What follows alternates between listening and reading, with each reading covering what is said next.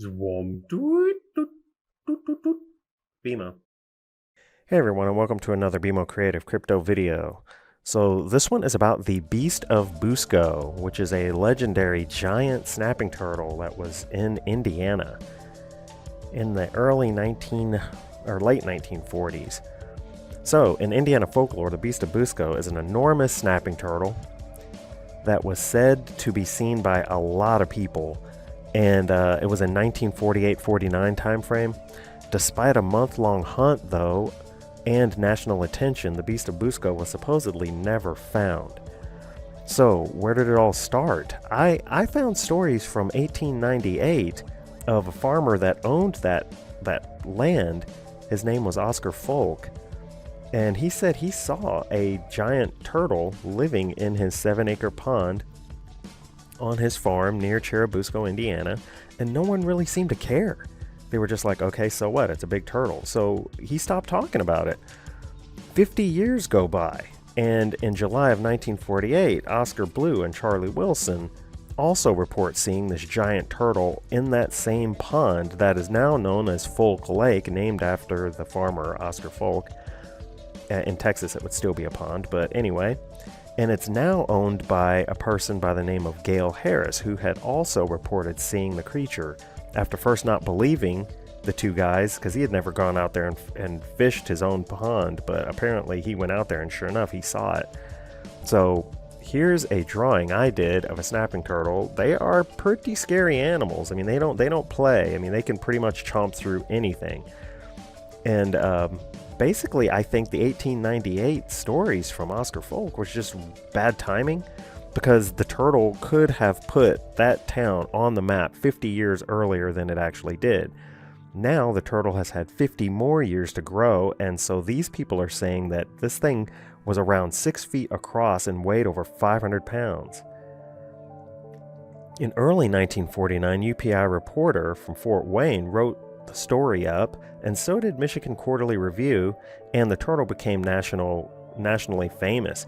Curious mobs of sightseers began to invade Harris's land, forcing the state police to be called in for traffic control alone, all over a big turtle.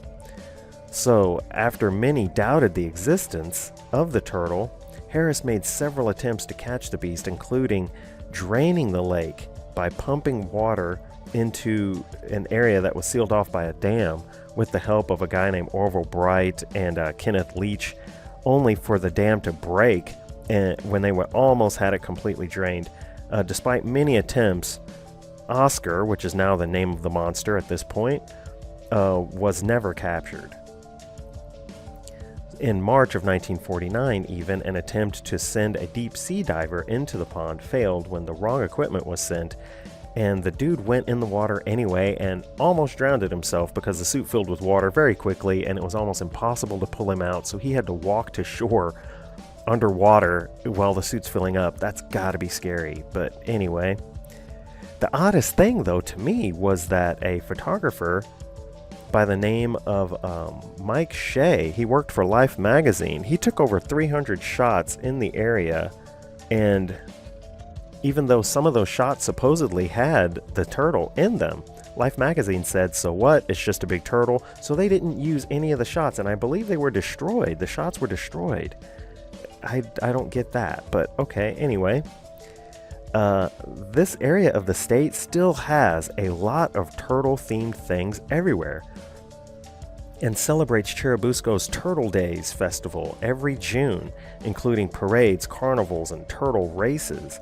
The Beast of Busco shell hangs in the Two Brothers restaurant in Decatur, Indiana, which is really just a giant snapping turtle. It's not the Beast of Busco, but it's a big turtle anyway. And a small concrete statue, even in the middle of the town on the sidewalk, is still there. And it's the center of Churubusco, and it's called Turtle Town, I guess, for these reasons.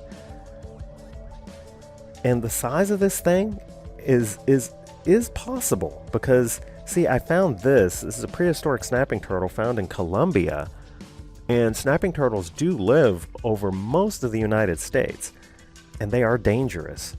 So up until 1991, this species of turtle was seen in that area of Indiana. It was captured, it was hunted, poached, but now seems to no longer be in the state. I guess they just completely fished it out.